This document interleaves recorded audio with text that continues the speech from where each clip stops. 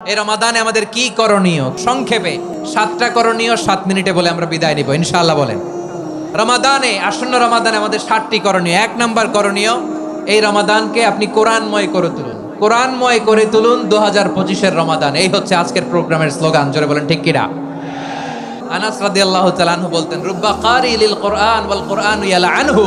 কোরআনের অনেক কারি আছে যারা কোরআন পড়ে কিন্তু সওয়াব পায় না, বরং আল্লাহর কোরআন তার বিরুদ্ধে আল্লাহর দরবারে নালিশ করে আর লানত করতে থাকে।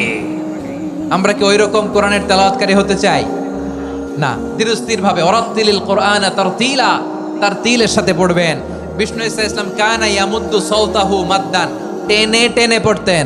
আলহামদুলিল্লাহি রাব্বিল আলামিন আর রহমানির রহিম মালিকি ইয়াউমিদ্দিন ইয়্যাকা না'বুদু ওয়া ইয়্যাকা নাস্তাঈন ইহদিনাস সিরাতাল মুস্তাকিম সিরাতাল লাযীনা আন'আমতা আলাইহিম গায়রিল মাগদুবি আলাইহিম ওয়ালাদ-দাল্লিন। পড়েন আমিন। কানা ইয়ামুদ্দু সাওতাহু মাদ্দান, টেনে টেনে পড়তেন। ওয়া কানা ইউকাত্তিউ আয়াতাহু, ইউকাত্তিউ আয়াতান আয়াতান, প্রত্যেক আয়াত পড়ে পড়ে তিনি থামতেন। এভাবে কোরআন পড়তে হবে।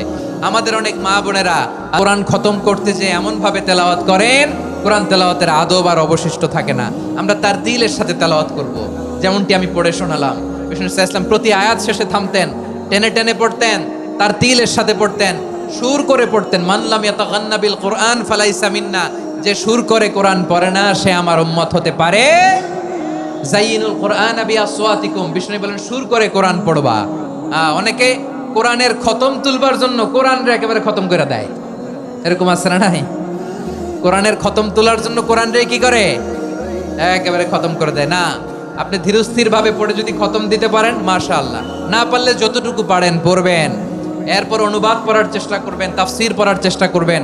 খতম কোরআনে রমাদানের 1 খতম দেওয়ার একটা সহজ পদ্ধতি হচ্ছে, রমাদানের প্রতি নামাজের পরে 4 পৃষ্ঠা। প্রতি নামাজের পরে কয় পৃষ্ঠা? 4 পৃষ্ঠা। তাহলে 5 ওয়াক্তে 4 পাঁচা 20 পৃষ্ঠা। হেফজে কোরআন গুলো 20 পৃষ্ঠা 1 পারা। এভাবে 30 দিনে আপনার 1 খতম হয়ে যাবে। আমরা যেন তার দিলের সাথে বিশুদ্ধভাবে কোরআন তেলাওয়াত করতে পারি, আল্লাহ তৌফিক দান করুক। পড়েন আমিন।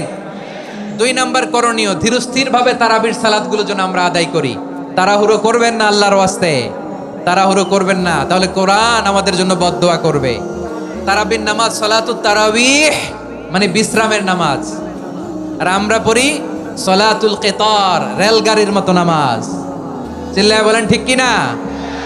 না, এরকম করবেন না। ইমাম সাহেবদেরকে আশ্বস্ত করুন যে ইমাম সাহেবরা আমরা পিছনে আসি আপনাদের সাথে, আপনি আস্তে আস্তে পড়েন, তার তিলের সাথে পড়েন, ধীরস্থির ভাবে তারাবির সালাত পড়বেন। সারাবির সালাতের রাকাত বিতর্ক এড়িয়ে চলুন, রাকাত নিয়ে বিতর্ক করবেন না। 8 রাকাত 20 রাকাত নিয়ে যে মারামারি এই দেশে, এটা শয়তানের ফন্দি। সৌদি আরবে মক্কা মদিনায় 20 রাকাত পড়ে, কোনো অসুবিধা নাই। অন্যান্য মসজিদগুলো 8 রাকাত পড়ে, এই নিয়ে এদের মধ্যে মারামারি আছে? হ্যাঁ, এই জন্য রাকাত বিতর্ক এড়িয়ে চলবেন। 3 নাম্বার, তাহাজ্জুদের সালাত আদায় করুন। বছরের অন্যান্য সময় উঠতে পারি না, অনেকে বলে হুজুর উঠতে পারি না, কিন্তু রমাদানে সাহারি খাওয়ার জন্য তো ওঠাই লাগে। কি বলেন, সাহারি খান আপনারা? তো সাহারির জন্য যেহেতু উঠতেই হয়, সাহারি খাওয়ার আগে বা পরে 2 রাকাত 4 রাকাত তাহাজ্জুদ পড়া যাবে না?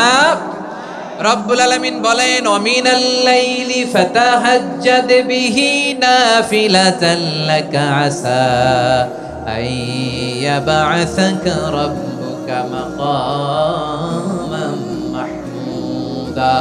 ও নবী, রাতের কিছু অংশ সময় তাহাজ্জুদের সালাত আপনি আদায় করবেন, কারণ এই তাহাজ্জুদ হলো আপনার জন্য নাফিলাতাল লাক, অতিরিক্ত ফরজ। আপনাকে মাকামে মাহমুদে অধিষ্ঠিত করবে কে? এজন্য যারা সম্মানিত হতে চান, সম্মানের আসনে যেতে চান, তাদের জন্য তাহাজ্জুদ অবধারিত। আমরা রমজানে সাহারির আগে তাহাজ্জুদ পড়তে চাই কি চাই না? 4 নম্বরে, মুক্ত হস্তে দান করুন, মুক্ত হস্তে দান করুন।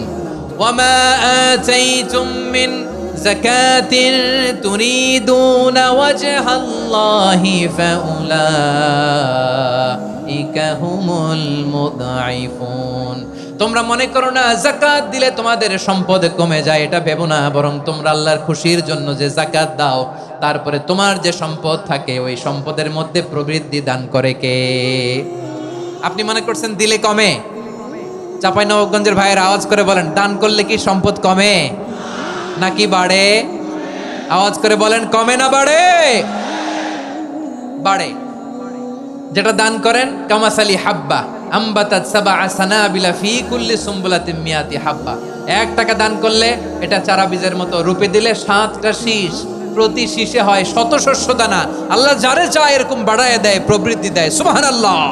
বিষ্ণু ঈসা ইসলাম রমাদানে এত দান করতেন, কানা আজওয়াদান নাস, কিন্তু রমাদানে আজওয়াদুন নাস আজওয়াদু বিল খাইরি মিনার রিহিল মুরসালা। প্রবাহিত বাতাসের চেয়ে বিশ্বনবী আরো বদান্যতা বেড়ে যেত।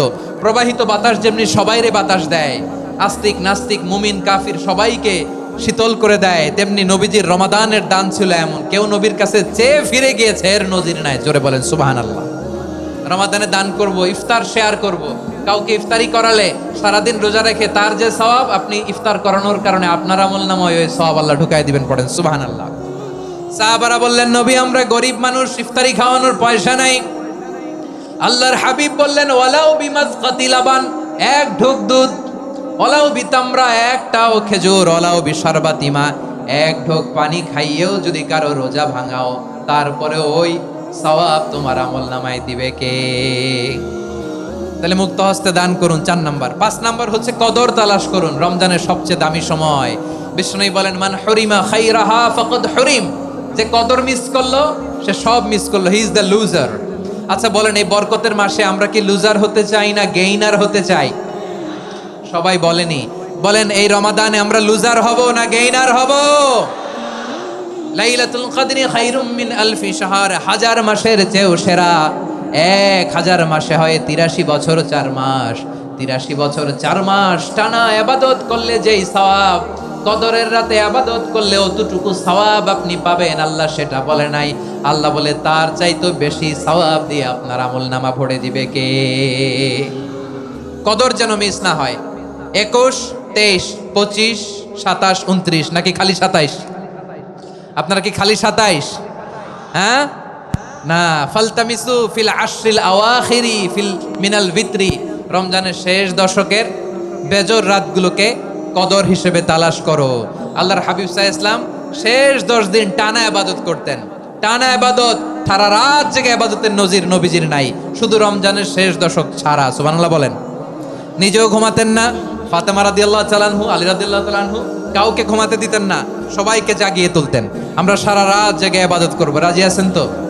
কদর যেন আমাদের মিস না হয়। আজকে থেকেই ক্যালেন্ডারে মার্ক করে রাখেন, সব কাজ পেছনে ফেলে, সব ব্যস্ততাকে পেছনে ফেলে ইবাদতের জন্য আমরা প্রস্তুত থাকবো কদরের রাতে। কোনোভাবে কদর যেন আমাদের মিস না হয়, ইনশাআল্লাহ। বলেন তো সবাই।